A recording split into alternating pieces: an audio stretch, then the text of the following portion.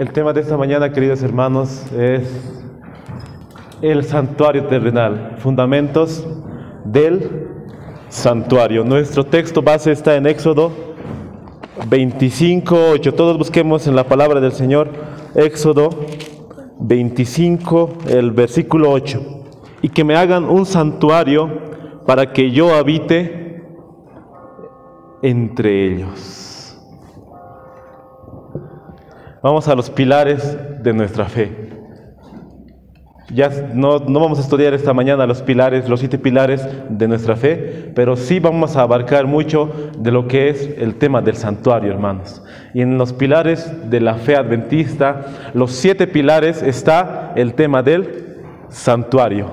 Tenemos que saber de memoria, queridos hermanos, los 7 pilares, porque en nuestra fe se basa en esos pilares, hermanos. ¿Cuál es el primer pilar? La purificación del santuario. Ese es nuestro primer pilar, queridos hermanos. Y nuestro segundo pilar, el mensaje de los 3 ángeles. Ese es nuestro segundo pilar. Nuestro tercer pilar, los mandamientos de Dios y la fe de Jesús. Nuestro cuarto pilar, el templo de Dios. Nuestro quinto pilar, la ley de Dios. Y nuestro sexto pilar, el sábado, lo que vamos a tratar esta tarde en la recepción de sábado, nuestro sexto pilar. Y el último, queridos hermanos, la no inmortalidad de los malvados, la no inmortalidad del alma. En cuanto a los pilares de nuestra fe, queridos hermanos, uno de estos pilares está siendo atacado hoy en día y ha sido atacado desde los tiempos de los años 1950 en la iglesia adventista, hermanos. Desde que se cambiaron los fundamentos de nuestra fe en el año 1957, cuando rechazaron la doctrina del santuario, cuando solo dijeron que en la cruz se termina todo, que en la cruz Cristo ha expiado nuestros pecados, cuando en la cruz nuestros pecados han sido perdonados, pero ahí se terminó todo.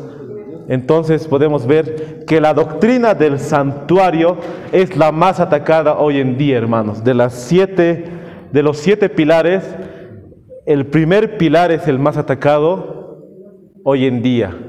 Y nosotros tenemos que comprender muy bien nuestro fundamento, queridos hermanos, porque es este pilar el que nos caracteriza como adventistas. Y si nosotros quitamos el primer pilar, ya nos volvemos otra de las iglesias caídas. ¿Pero por qué? Preguntarán. Si sacamos el fundamento del santuario, sacaríamos también la doctrina del mensaje de los 3 ángeles. ¿Por qué? ¿Qué dice el mensaje del primer ángel? Apocalipsis 14:6. ¿Qué nos dice? Vos temed a Dios y dadle gloria, porque la hora de su juicio ha llegado. ¿Y dónde se abarca el juicio, hermanos? En el santuario. Si nosotros cortamos el santuario, podemos cortar también la doctrina del juicio investigador. Si nosotros cortamos el santuario, cortamos también una de las doctrinas bases para nuestra fe, que sería también los mandamientos de Dios, la reforma pro salud. En sí, todo abarca el santuario, queridos hermanos.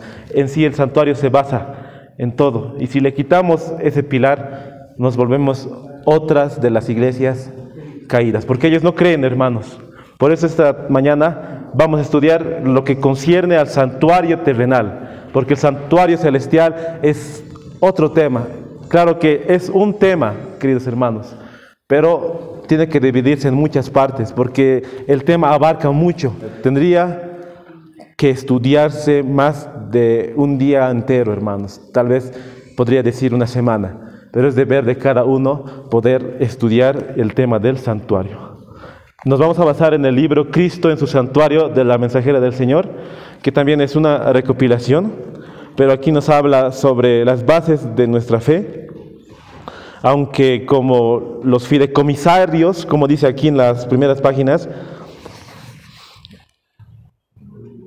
las aclaraciones entre el santuario, son algunos de los que sacaron el conflicto de los siglos, el deseado de todas las gentes, Hechos de los apóstoles, profetas y reyes, y patriarcas y profetas.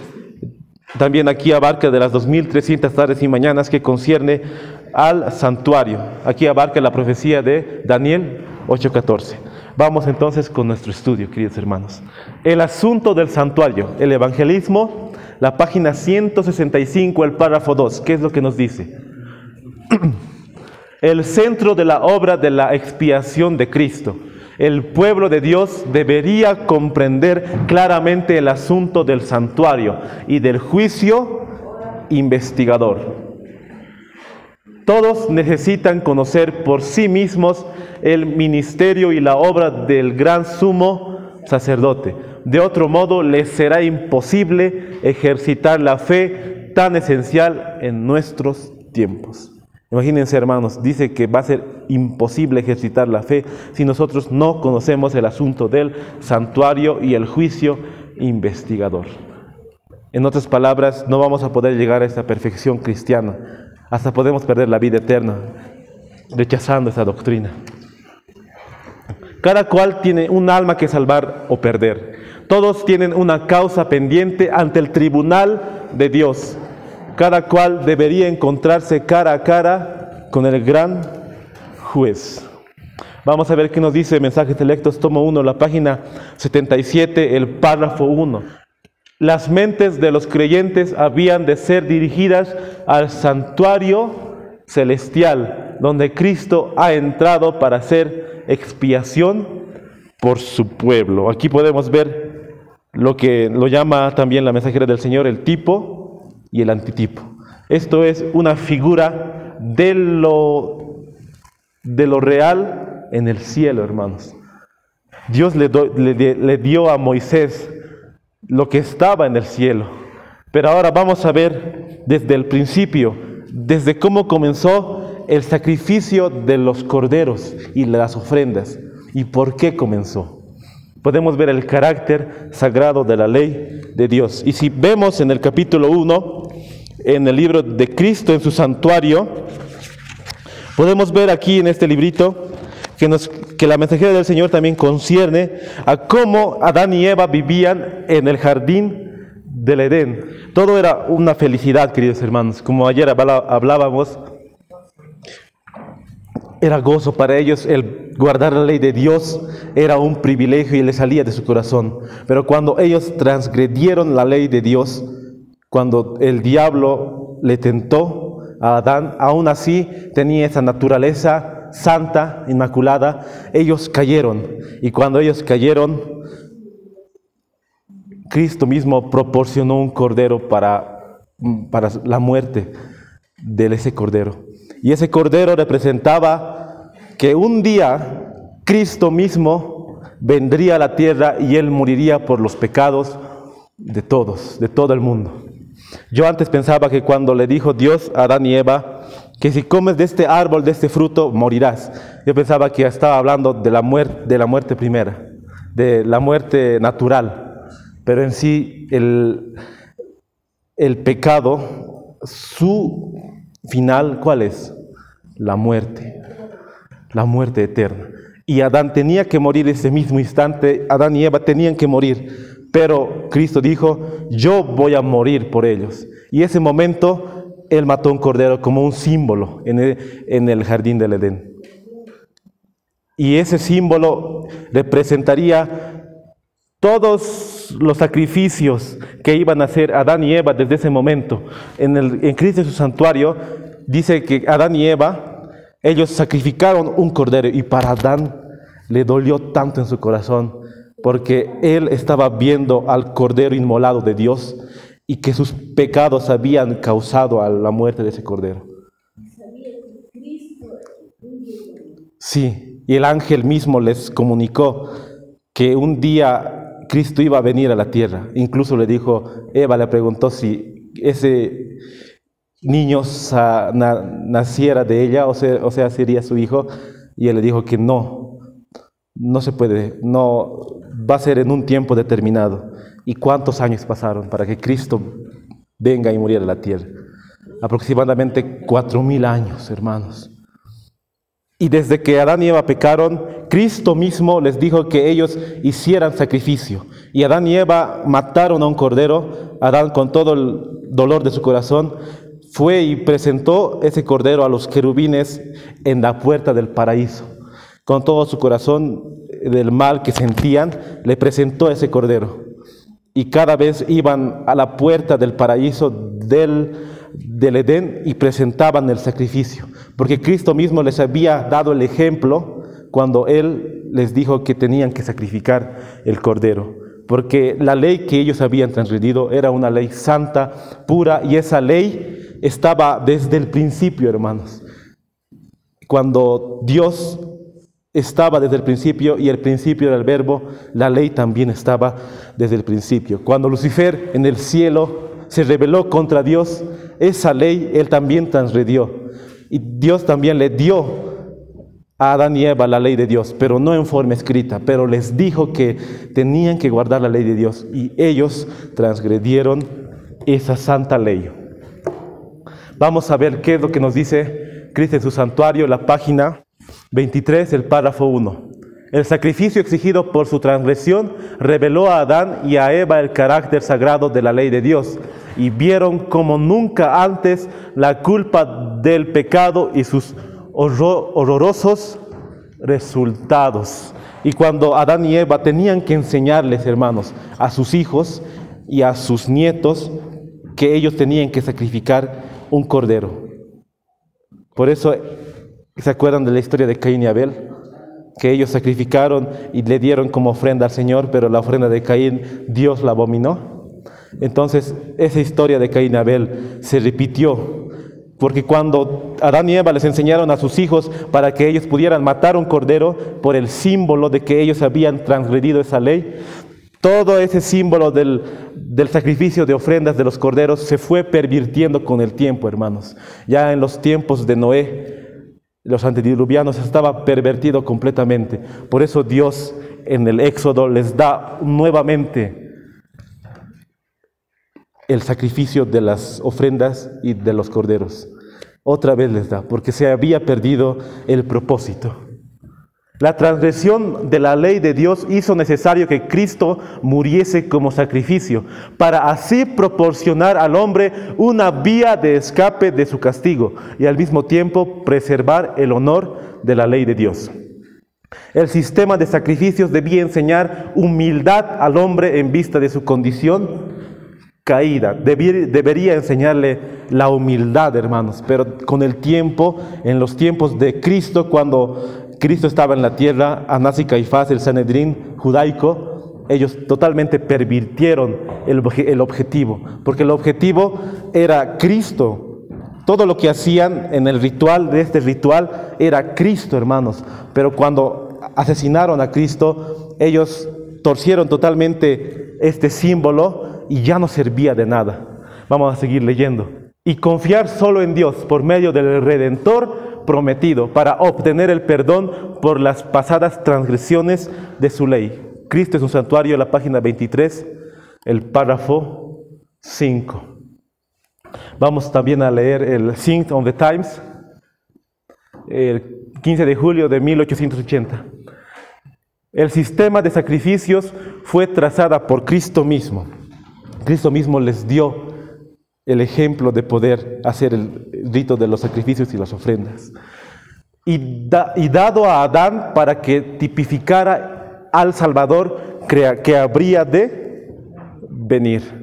Aquí vamos a ver, ya vamos a ir al tiempo del Éxodo, cuando totalmente se pervirtió los sacrificios y las ofrendas, y Dios les dio otra vez para hacerles recordar que tenían ellos que hacer una expiación por los pecados, pero en forma simbólica. Ese es nuestro texto clave, Éxodo 25:8. Mientras Moisés estaba en el monte, Dios les ordenó: harán un santuario para mí, y yo habitaré en medio de ellos. Y le dio instrucciones completas para la construcción del tabernáculo. A causa de su apostasía, los israelitas habían perdido el derecho a la bendición de la presencia divina. Imagínense, hermanos, Si nosotros apostatamos, si alguna organización apostató, perdemos la presencia divina del Salvador, hermanos, ya que esa organización rechazó las verdades de Cristo, rechazó al mismo Cristo, perdemos las bendiciones de la presencia divina, hermanos. Y por el momento hicieron imposible la construcción del santuario de Dios entre ellos. Pero después que les fuera devuelto el favor del cielo, el gran líder procedió a ejecutar la orden divina. Cristo es su santuario, la página 26, el párrafo 1. Y después, si vemos en Éxodo, en el libro de Éxodo, el capítulo 31, podemos ver aquí, Éxodo 31, ¿qué dicen sus Biblias, hermanos? Aquí dice el llamamiento de Bezalel y de Aholiab. Y si vemos la historia, podemos ver que Dios escogió a muchos hombres que trabajaron en el santuario, y esos hombres tenían ese don también, y llamó a Bezalel, llamó a Aholiab, de la tribu de Dan, de la tribu de Judá. Ellos tenían ese don y Dios les llamó para hacer su obra y para que ellos pudieran construir el santuario terrenal, hermanos. Y también muchos hombres les proporcionó esa tarea para que ellos pudieran construir el santuario terrenal, porque sabían ellos y Dios les había dado ese don para que ellos pudieran servir en su obra. Y Dios mismo trazó el plano, hermanos, el plano del santuario. Dios mismo había dado a Moisés la estructura, con instrucciones detalladas acerca de su tamaño y forma, los materiales que debían emplearse y todos los objetos y los muebles que debían contener. Los 2 lugares santos hechos a mano habían de ser figuras del verdadero, figuras de las cosas celestiales. ¿Cuáles eran los 2, hermanos? Los 2 lugares. El lugar santo y el lugar santísimo. Y afuera, ¿qué se llama, hermanos? El atrio. Eso es lo que vamos a ver más adelante. Cristo, nuestro sumo sacerdote. Hebreos 9:24. Ahí entramos al santuario celestial, porque eso era una copia de lo que había en el cielo. Después de ofrecer su vida como sacrificio, habría de ministrar en favor de los pecadores. Dios presentó ante Moisés en el monte una visión del santuario celestial y le ordenó que hiciera todas las cosas de acuerdo con el modelo que se le había mostrado. ¿Se acuerdan en Apocalipsis 4? Cuando el apóstol Juan, el profeta Juan, ve en la visión, él ve el santuario celestial. Incluso dice que un ángel estaba con un incensario en su mano y ve el candelabro con los 7 brazos. El apóstol Juan ve, y cuando él ve, ahí podemos ver que en el cielo estaba la mera representación, que estaba el original, el verdadero, y aquí estaba el simbólico en la tierra, hermanos. Y la hermana Huay declara que en la tierra era muy hermoso el santuario y era deslumbrante cuando el incensario caía en la presencia de Dios. Y no tenía que ver solo como 2% a lo original, que es en el cielo. Así era el santuario, hermanos. Fueron escritas cuidadosamente por Moisés, quien les comunicó a los líderes del pueblo. Dios mismo le había mostrado a Moisés en el monte el santuario celestial. Incluso el apóstol Pablo en Hebreos le mostró Dios muchas cosas que no le fueron revelados a otros profetas, dice la hermana White. Al apóstol Pablo le mostró muchas cosas, muchos secretos que no les reveló a los otros profetas. Y las ofrendas voluntarias. Dios le dijo a Moisés que él pudiera decir al pueblo que pudieran poner las ofrendas voluntarias, hermanos. Y el pueblo ofrendaba, traían madera de acacia, traían lino fino, traían sus joyas, oro, hasta las mujeres daban sus espejos para la construcción del santuario, hasta que digan en un momento, ya no necesitamos más, porque ya está sobrando todo lo que están trayendo el pueblo. Para la construcción del santuario fue necesario hacer grandes y costosos preparativos. Se requería una gran cantidad de los materiales más preciosos y caros. No obstante, el Señor solo aceptó ofrendas voluntarias. El Señor quiere que nosotros hagamos por amor y por voluntad propia. No quiere que nosotros ofrendemos con ese corazón diciendo que, ¿por qué? ¿Para qué? Con un dolor en el corazón, obligado. Dios quiere que nosotros ofrendemos de corazón, incluso los diezmos y las ofrendas, incluso en la indumentaria, en la reforma pro salud. Él quiere que nosotros ofrendemos voluntariamente de corazón y por amor a Dios. No quiere un amor que es obligadamente. Tal fue la orden divina que Moisés repitió a la congregación.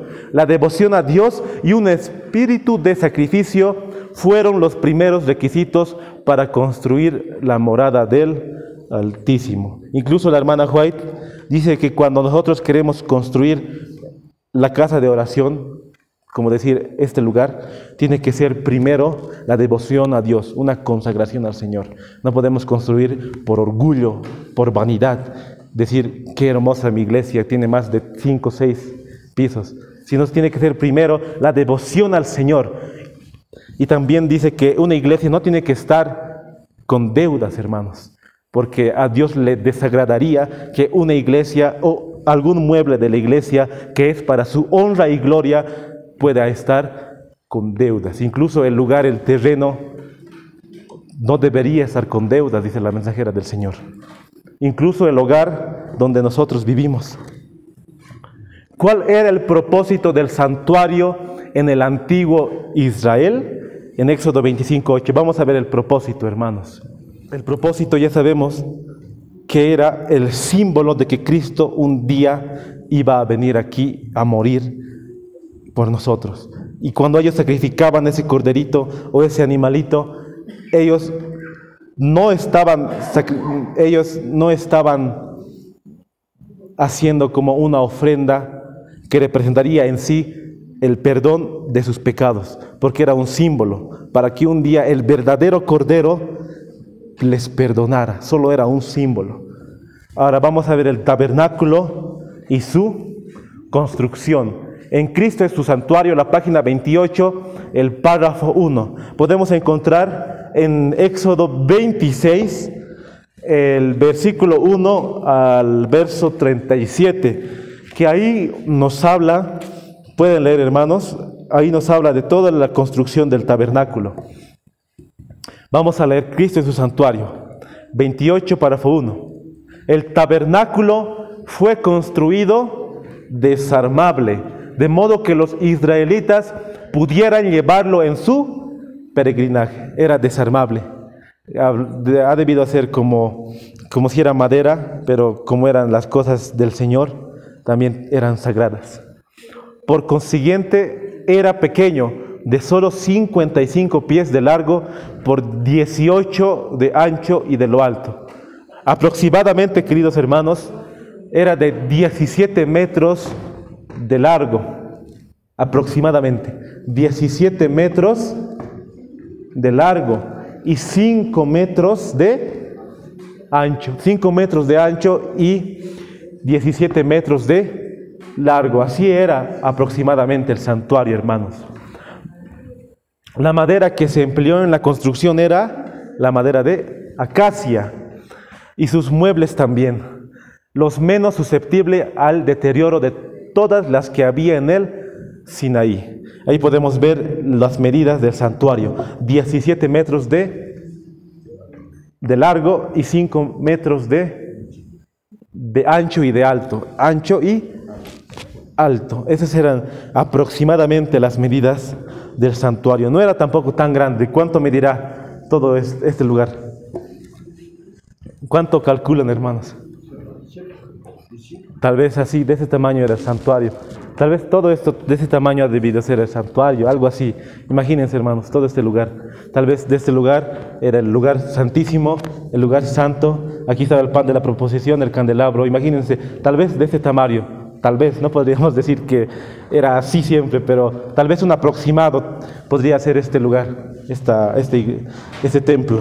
Ahora vamos a ver, hermanos, el lugar, el atrio, el lugar santo y el lugar santísimo. Vamos a ver ahora todos los utensilios, el altar de bronce, la fuente, la mesa de la proposición, el candelabro, el altar de incienso, el segundo velo. Ahí estaba el arca del pacto. ¿Qué estaba ahí, hermanos?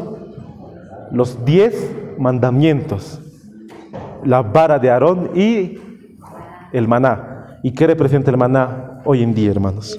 Más que todo representa la reforma pro salud.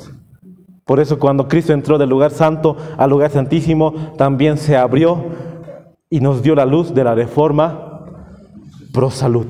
Entonces eso es lo que vamos a estudiar ahora, queridos hermanos. Los muebles del atrio, lo que está aquí, hermanos. Lugar santo, lugar santísimo, los muebles de este lugar vamos a estudiar ahora.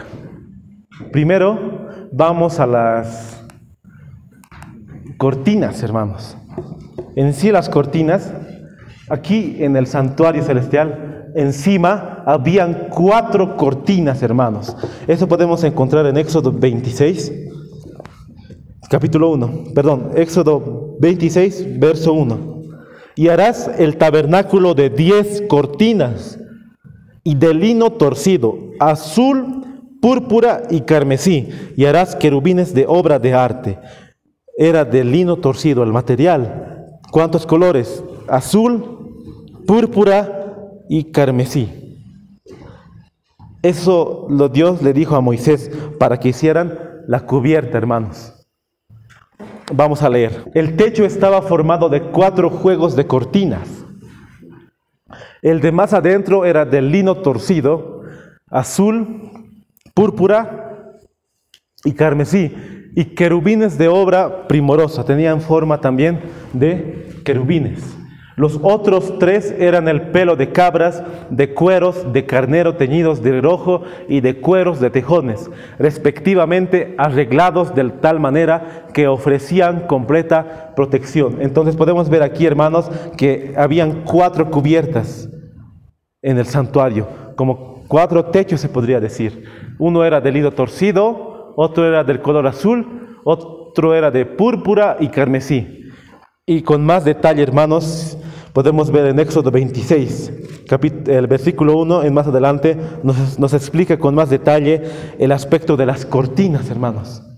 Por eso cuando el pueblo ofertaba, ellos ofrecían lino torcido, también muchas telas preciosas, y esas telas no era cualquier tela, hermanos, para la construcción del santuario. Ahí podemos ver 4 cubiertas, hermanos, que tenían también formas ahí estaban también como querubines, hermanos.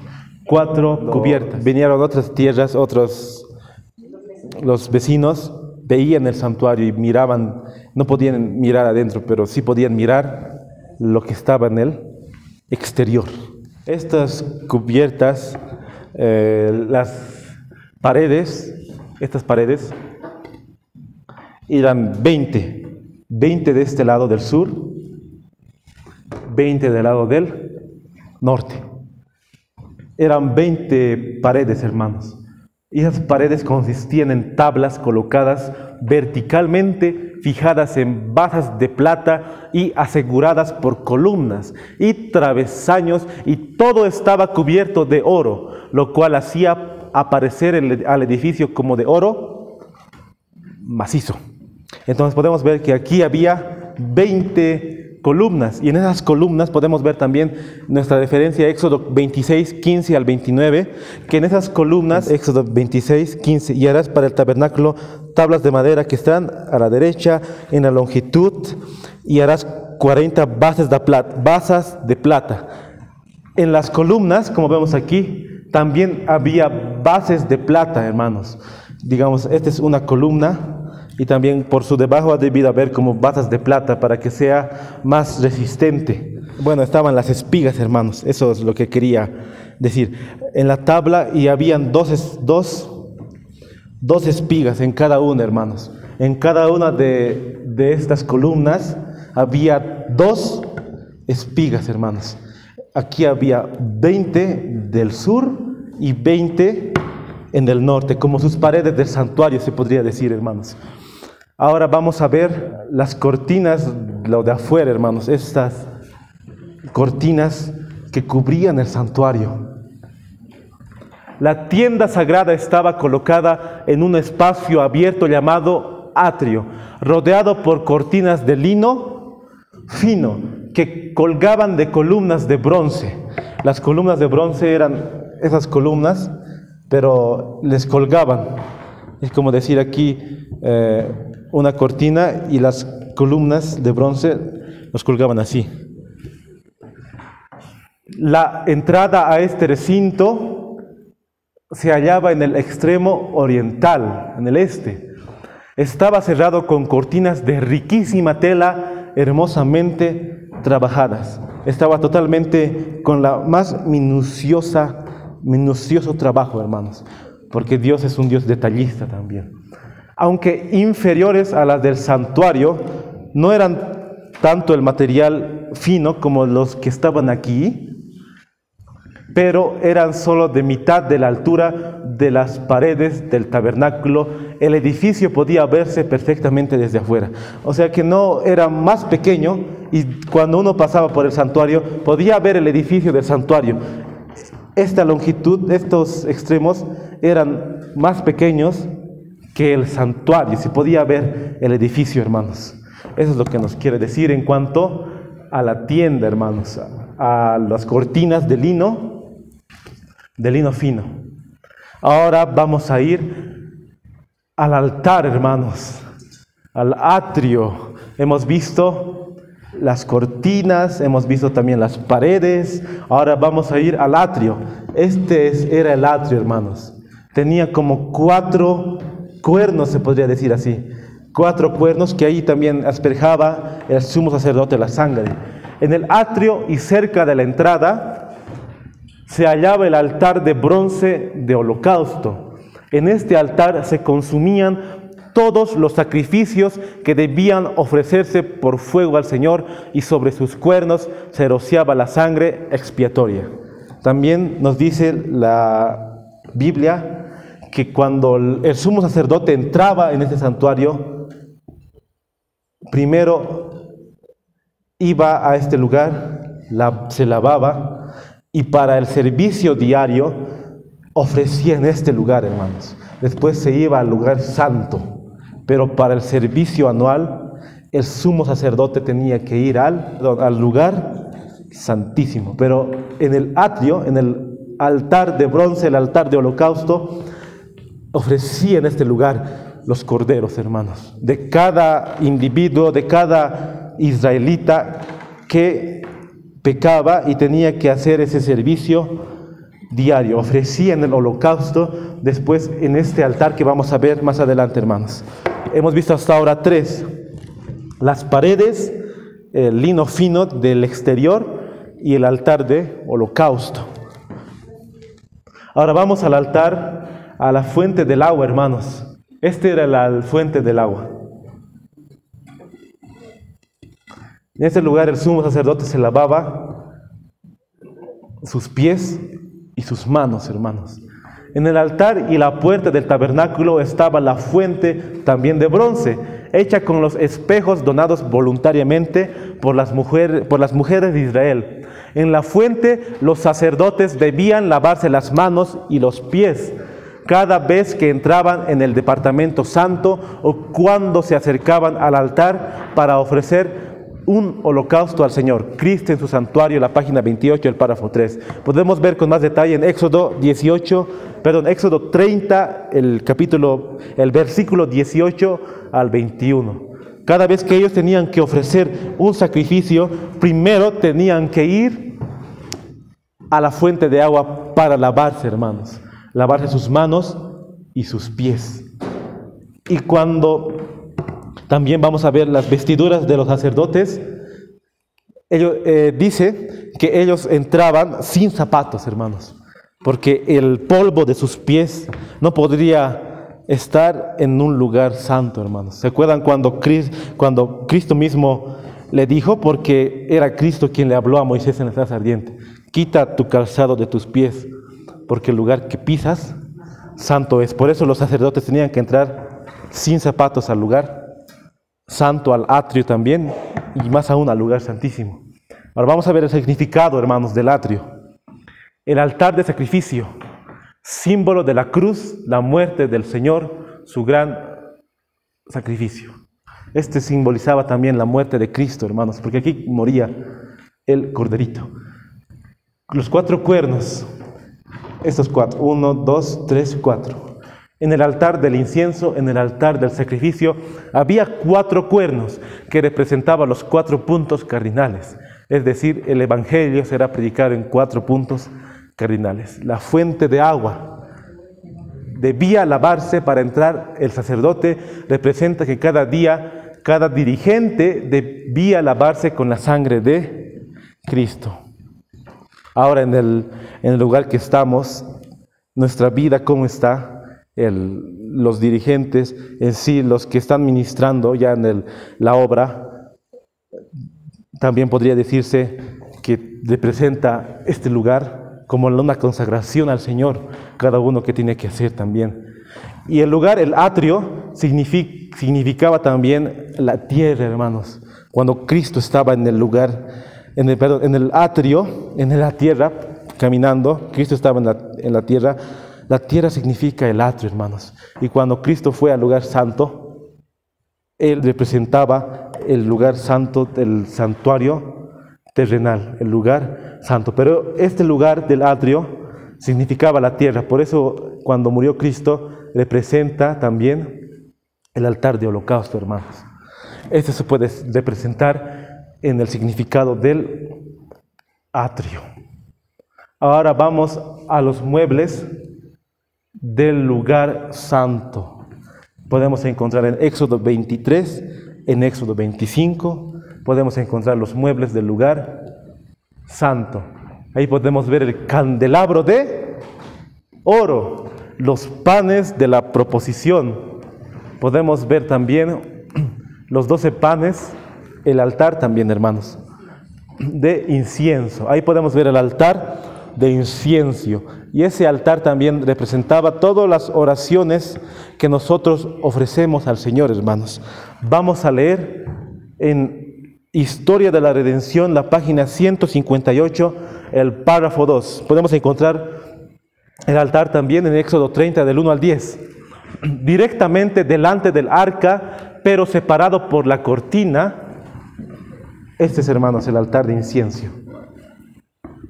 Delante del arca, pero separado por las cortinas, estaba el altar de oro del incienso. El fuego que ardía de ese altar había sido encendido por Dios mismo, y se lo cuidaba reverentemente, alimentándolo con tanto incienso que llenaba el santuario con su humo fragante de día y de noche. Todo el momento llenaba el santuario, hermanos, este incensario. Todo el momento llenaba esa fragancia en el día y la noche.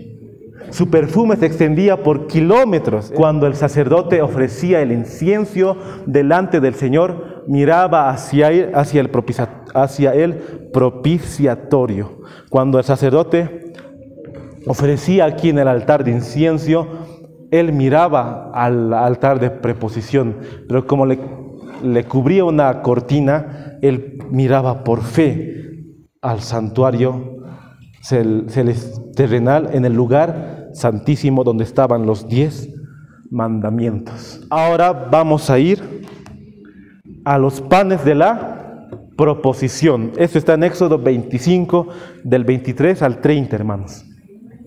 Cristo en su santuario, la página 29, el párrafo 1. En el primer departamento, en el lugar santo, estaba la mesa para el pan de la proposición, el candelabro o la lámpara y el altar de incienso. La mesa del pan de la proposición estaba al norte. En este lugar estaba, hermanos, el pan de la proposición, los panes. Sobre esa mesa los sacerdotes debían poner cada sábado 12 panes. Cada sábado los sacerdotes ponían esos 12 panes, hermanos. En sí, cada sábado cambiaban los 12 panes. Y también dice que ellos tenían que comer esos panes. Los sacerdotes tenían que comer esos panes. Al sur estaba el candelabro de oro de 7 brazos, con sus 7 lámparas. Sus brazos estaban decorados con flores exquisitamente labradas y parecidas a los lirios. El conjunto estaba hecho de una pieza sólida de oro. Era de oro totalmente, hermanos. Como no había ventanas en el tabernáculo, las lámparas nunca se extinguían todas al mismo tiempo, sino que ardían día y noche. Cuando el sumo sacerdote iba al lugar santo y miraba el candelabro, él iba con él la lámpara y prendía fuego a los 7 brazos. Y eso, como no había ventanas en el santuario, estaba refulgiendo como si hubiera luces, hermanos. Y también esos 7 candelabros, vamos a ver qué representaba. El significado del lugar santo, las cortinas, el candelabro, los 7 brazos, las lámparas. Vamos a dar lectura. Cortinas. Entre el departamento colgaba una cortina del mismo material, esta cortina. Los tintes multicolores de las cortinas representaban hermosamente el glorioso arco iris que rodean al trono de Dios.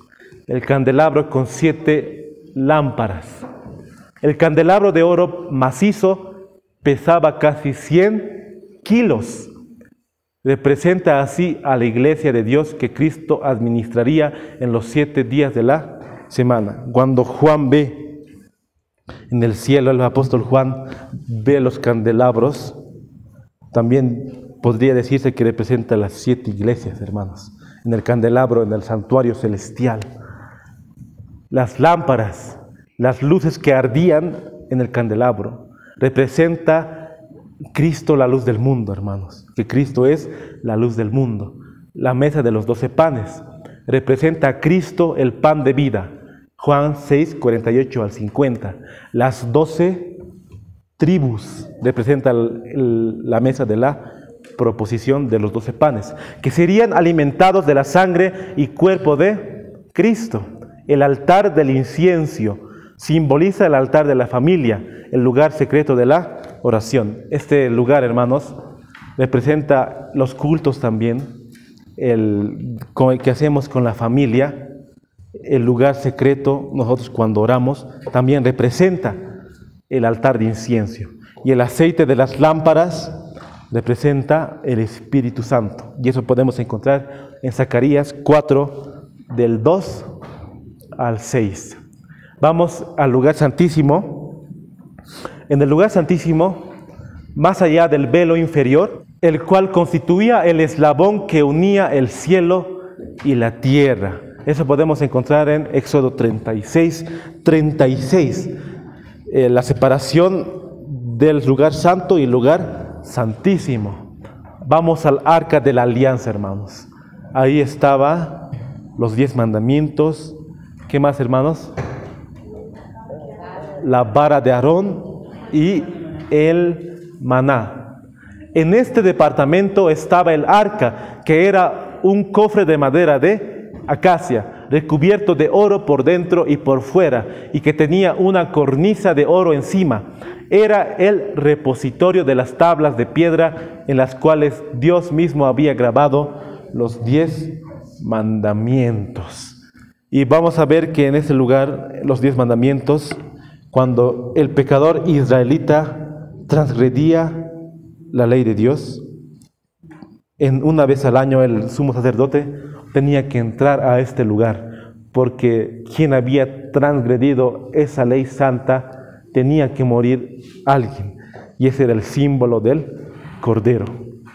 Por consiguiente se lo llamaba Arca del Testamento de Dios o Arca de la Alianza, puesto que los 10 mandamientos eran la base de la alianza hecha entre Dios e Israel. Lo que gobernaba eran los 10 mandamientos.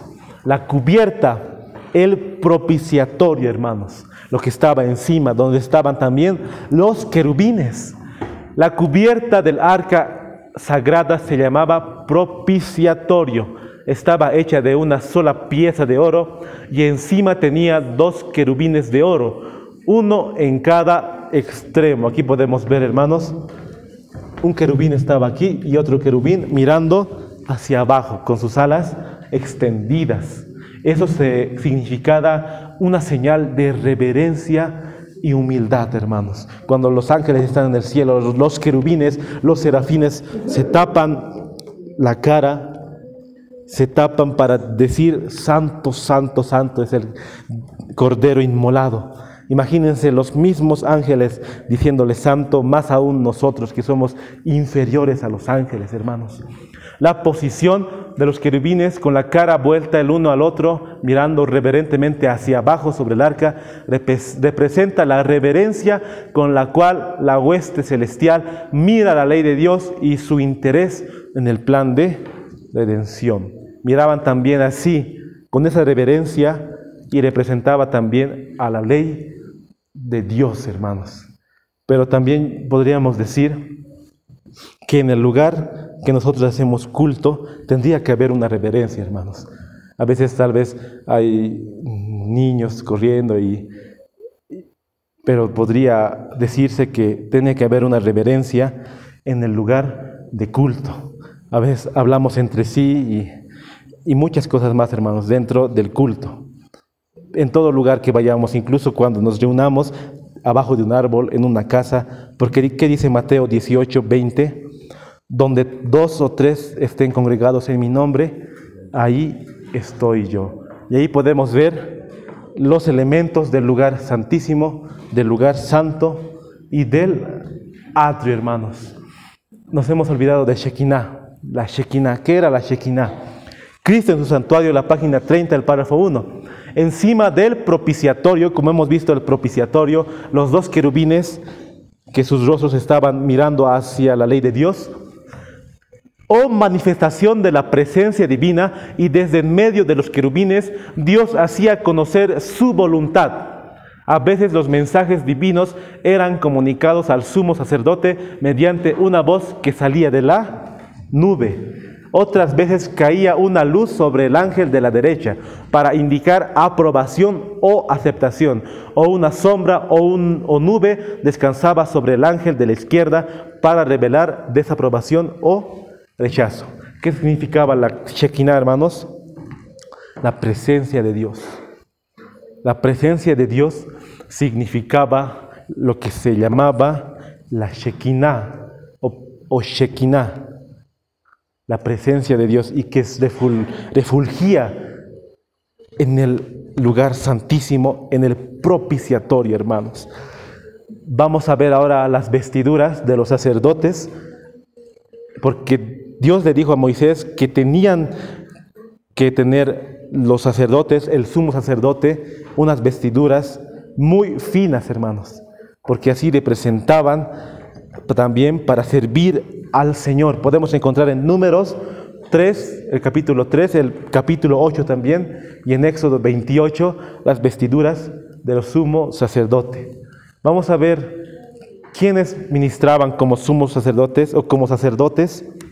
Eran los levitas, hermanos. Dios les había dado al pueblo de Israel y a la tribu de Leví para que ellos pudieran ser sacerdotes, hermanos. Uno podemos encontrar en Números 3, 9 al 13 y Números 8, 14 al 26. En virtud de las instrucciones divinas, se apartó a la tribu de Leví para el servicio del santuario. En tiempos anteriores, cada hombre era sacerdote de su propia casa. Por eso se dice que en la familia, en el hogar, el papá es el sacerdote de la familia. En los días de Abraham, por derecho de nacimiento, el sacerdocio recaía en el hijo mayor. Ahora, en vez del primogénito de todo Israel, el Señor aceptó a la tribu de Leví para la obra del santuario. No obstante, el sacerdocio se restringió a la familia de Aarón, porque Aarón era el primer sumo sacerdote. Aarón y sus hijos fueron los únicos a quienes se les permitía ministrar ante el Señor. Al resto de la tribu se le encargó el cuidado del tabernáculo y su mobiliario. Los sacerdotes tenían que cuidar, hermanos, este lugar del atrio, los lugares, el candelabro, el pan de la proposición, el altar, todo eso tenían que cuidar los sacerdotes. Pero los sumos sacerdotes eran los únicos que podrían ministrar en el santuario y para ayudar a los sacerdotes en su ministración, pero no podían ofrecer sacrificios, ni quemar incienso, ni mirar los objetos santos hasta que estuviesen tapados. Y vemos la triste historia de los hijos de Aarón. ¿Qué se llamaban? Los que... Nadab y Abiú murieron, hermanos, por presentar una ofrenda que estaba mezclado con lo santo y con lo profano. Y a Dios le abominó esa ofrenda y ellos murieron al instante, hermanos. Por eso es tan peligroso poder juntar lo santo y lo profano, porque a Dios abomina si juntamos lo santo y lo profano. Si una iglesia se une al Estado, si una iglesia se une al ecumenismo, incluso en nuestra vida, hermanos, si juntamos lo santo y lo profano, Dios lo abomina. Ya vamos a las vestiduras del sacerdote, porque las vestiduras del sacerdote eran diferentes a las vestiduras del sumo sacerdote. Se designó para los sacerdotes un traje especial, acorde con su oficio. Harás vestiduras sagradas a Aarón, tu hermano, para honra y hermosura. Fue la instrucción divina dada a Moisés. El hábito del sacerdote común era de lino blanco. Totalmente como vemos en la pantalla, el sacerdote tenía que tener todo blanco, un turbante en la cabeza y aquí como un cinturón. Se extendía casi hasta los pies, todo su manto. En la cintura por una faja de lino blanco bordeada de azul, púrpura y rojo. Esta franja, hermanos. Esta faja, hermanos, era bordeada de azul, púrpura y rojo. Un turbante de lino, ese turbante de lino o mitra completaba su vestidura exterior. Esa era la vestidura exterior del sacerdote, hermanos. Con mitra, con lino, con bordada de azul, púrpura y rojo. Pero ahora vamos a ver la vestidura del sumo sacerdote. La vestidura del sumo sacerdote eran de material costoso. Vemos que es muy diferente a la del sacerdote, hermanos. Tenía más objetos, pero también Dios había dicho que fuera así, hermanos. Costoso y bellísima confección, como convenía a su elevada jerarquía. Además del traje de lino del sacerdote común. Hemos visto del sacerdote común, que no era igualmente, hermanos. Una túnica azul. Siempre tenían que llevar, hermanos, en el exterior una túnica. Esta es la túnica azul, hermanos. También tejida de una sola pieza. El borde del manto estaba ornamentado con campanas de oro y granadas de color azul, púrpura y escarlata. Tenía 3 colores. Color azul, púrpura y escarlata. Sobre esto llevaba el efod. Este es el efod, hermanos. El efod es lo que llevaba aquí, tipo como un pectoral, y aquí llevaba las 12 piedras que significaban las 12 tribus de Israel. El efod no tenía mangas y en sus hombreras bordadas con oro tenía engarzadas 2 piedras de ónice. Estas 2 piedras, hermanos, esa piedra de la izquierda y la derecha. El Purim y el Tumim, que llevaban los nombres de las 12 tribus de Israel. Y ahora vamos a ver, hermanos, vamos a ver el efod. Ese era el efod, el pectoral, hermanos, lo que tenía aquí, la más sagrada de las vestiduras sacerdotales. Lo que tenía aquí, hermanos, lo que vemos aquí del sumo sacerdote, era lo más sagrado, hermanos, del sumo sacerdote.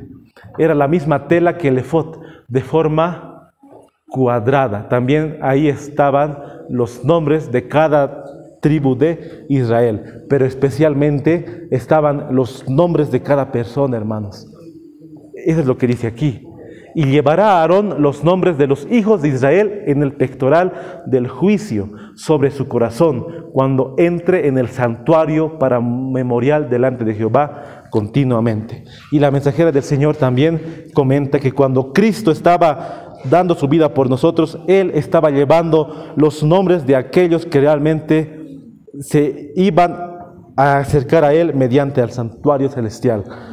Estaba llevando los nombres de los que verdaderamente se iban a acercar a ese santuario, hermanos.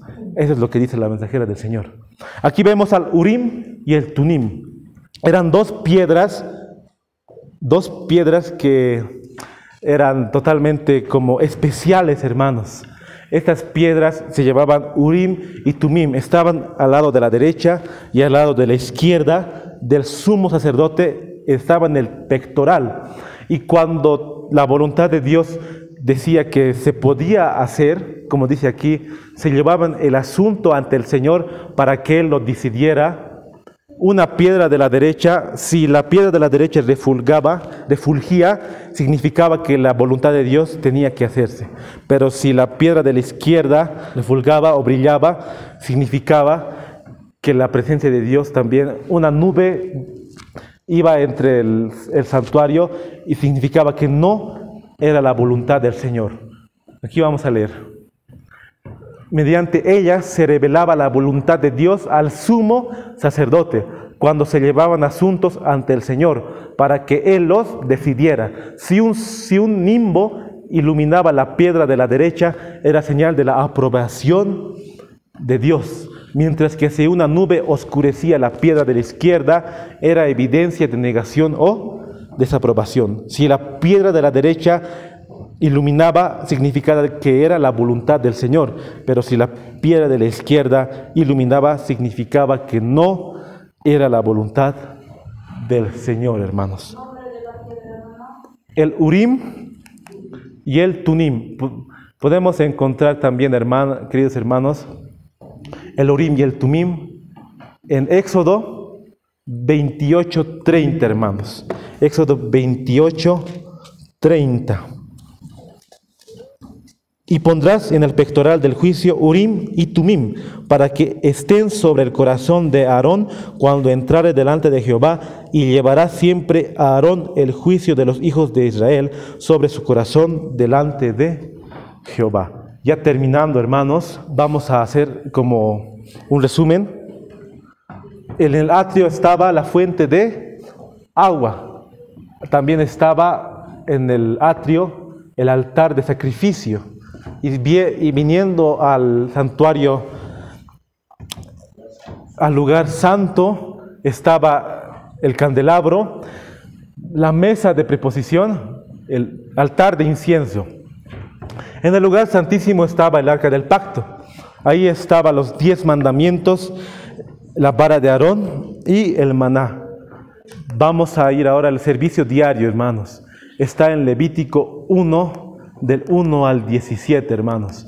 Cómo el sacerdote ofrecía sacrificio para el pueblo de Israel, el sumo sacerdote. No solo el santuario mismo, sino también el ministerio de los sacerdotes debía servir de figura y sombra de las cosas celestiales. Como dicen Hebreos, el santuario celestial era el verdadero.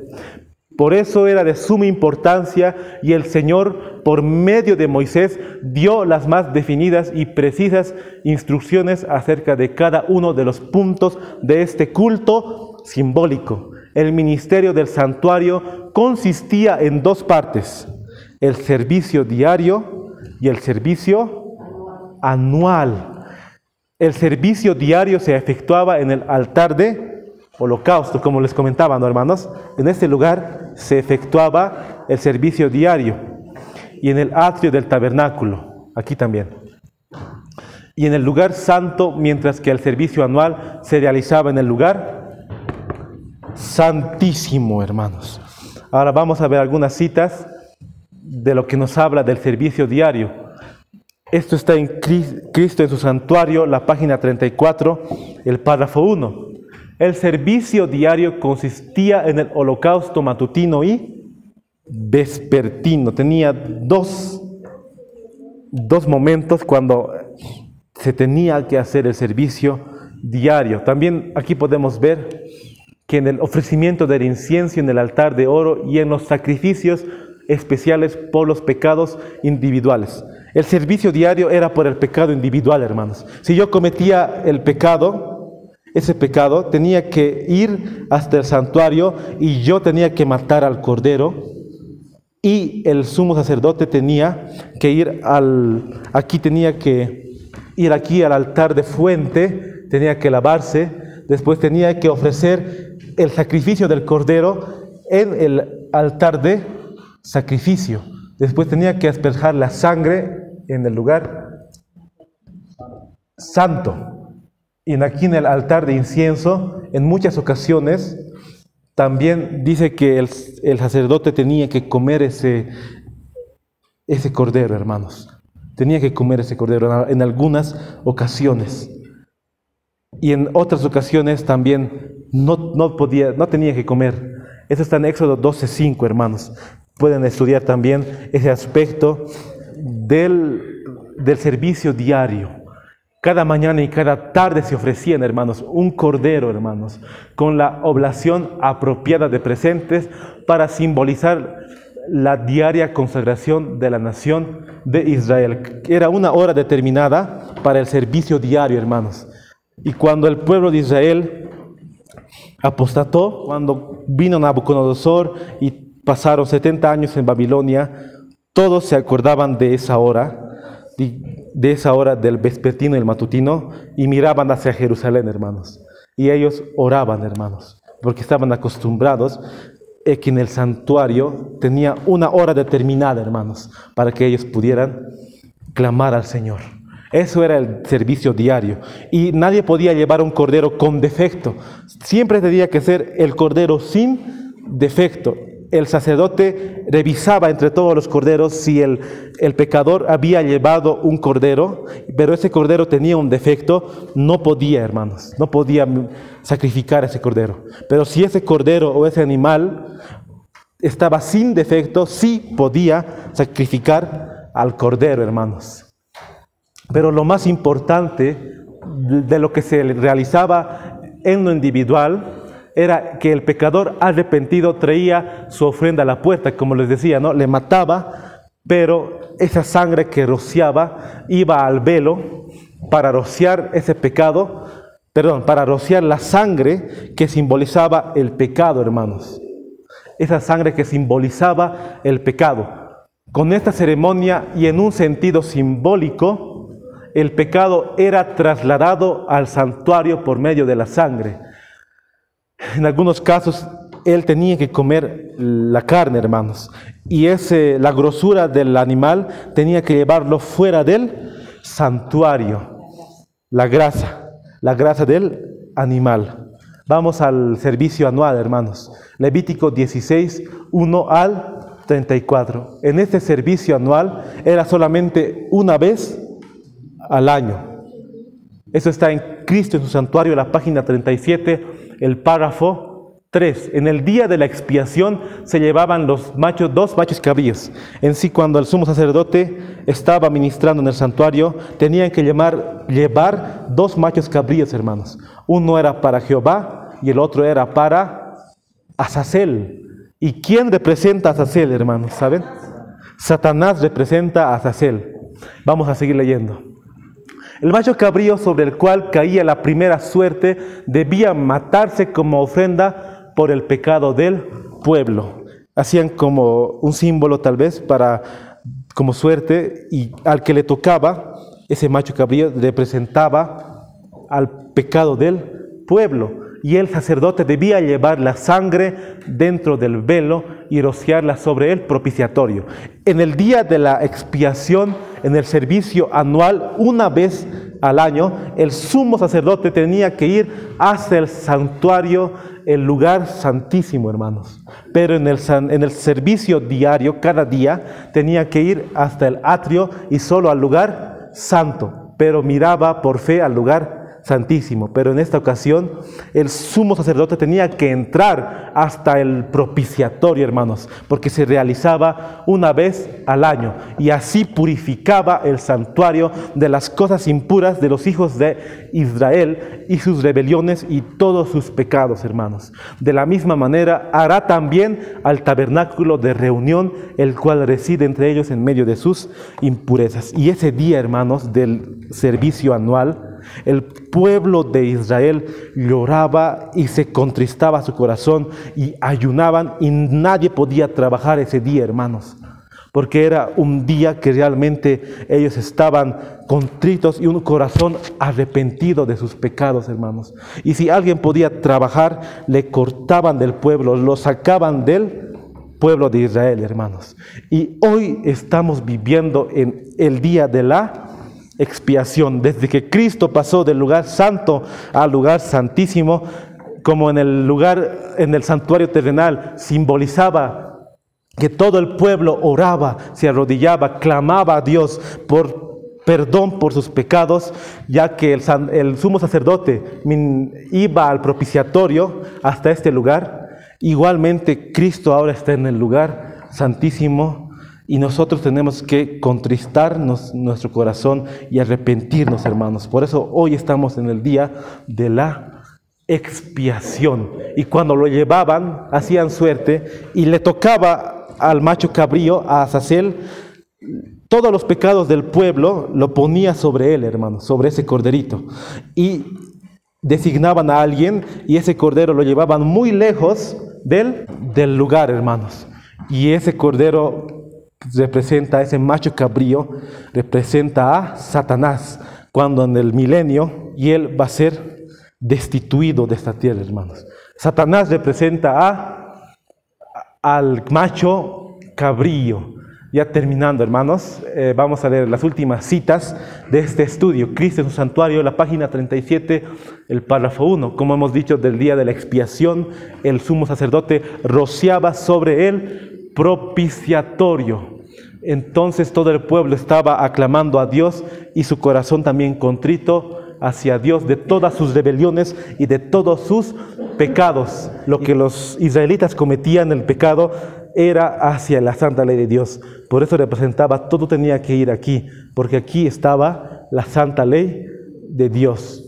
Y el mismo sumo sacerdote podía morir, hermanos, porque la presencia de Dios refulgía en el lugar, y cuando moría le sacaban, hermanos, con una soga.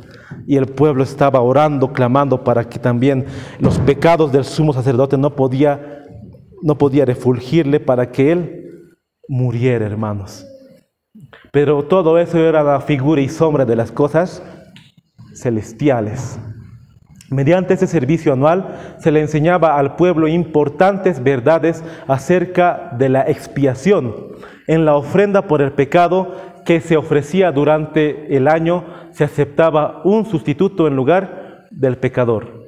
Pero la sangre de la víctima no hacía completa expiación por el pecado. Todo lo que hacían, hermanos, era un símbolo. No realmente ese cordero tenía que hacer expiación, hermanos. Si ellos se arrepentían, pero su pecado seguía ahí. Y cuando hacían la purificación del santuario, también era un símbolo de lo que un día Cristo iba a morir en la cruz, y después que iba a pasar del lugar santo al lugar santísimo, iba a ser la verdadera expiación. Vamos a seguir viendo, hermanos, las demás citas, pero en el tiempo de Salomón también estaba el santuario, hermanos, pero estaba en una forma más grande, era totalmente como el doble del santuario terrenal, hermanos, en los tiempos de Moisés.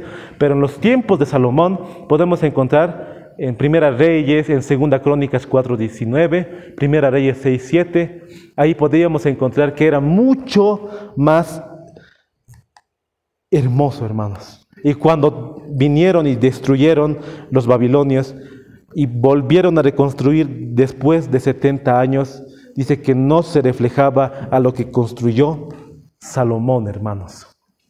Se pierde de vista el antitipo.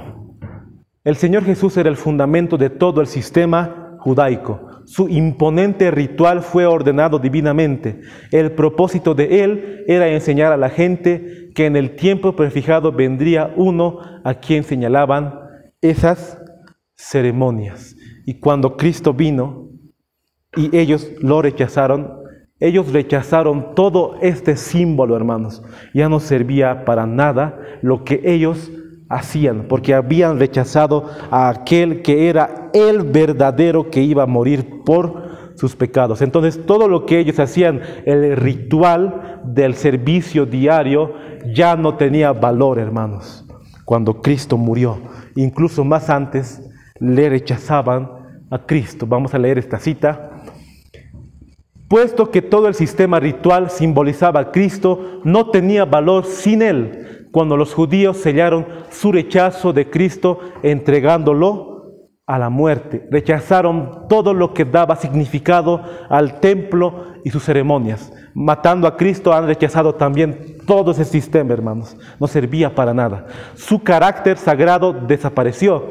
Quedó condenado a la destrucción. Desde ese día los sacrificios rituales y las ceremonias relacionadas con ellos dejaron de tener significado. Desde que Cristo murió ya no tenía nada de significado, hermanos. Como la ofrenda de Caín no expresaba la fe en el Salvador, al dar la muerte a Cristo, los judíos destruyeron virtualmente su templo. Cuando Cristo fue crucificado, el velo interior del templo se rasgó en dos de alto hacia abajo, significando que el gran sacrificio final había sido hecho y que el sistema de los sacrificios rituales había terminado para siempre. Cristo en su santuario, la página 45, el párrafo 1, hermanos. Entonces hemos visto que en el santuario terrenal era un símbolo del santuario celestial que ahora Cristo está ministrando, hermanos, en el santuario celestial, en el lugar santísimo. Por eso digo, hermanos, que este tema todos deberíamos conocer y saber, porque es uno de nuestros pilares de nuestra fe adventista. Y muchos están atacando este pilar. Y los pioneros, la hermana White y muchos pioneros, A.T. Jones, Waggoner, Urias Smith, hablaron de los temas del santuario. Y después muchos pastores en la década del 1940, 1950 y llegando a 1957, destruyeron la doctrina del santuario, diciendo que Cristo, cuando murió Cristo, ahí se terminó todo y ya ahí rechazaron la doctrina del santuario, hermanos. Pero nosotros aferrémonos a la fe, hermanos, a los 7 pilares de nuestra fe y comprendamos, hermanos, que Cristo ahora está ministrando en el lugar santísimo, hermanos. Con esto vamos a terminar, hermanos, aquí el estudio del santuario terrenal. Podemos cantar, hermanos, un himno y comenzar el otro tema del santuario celestial, hermanos.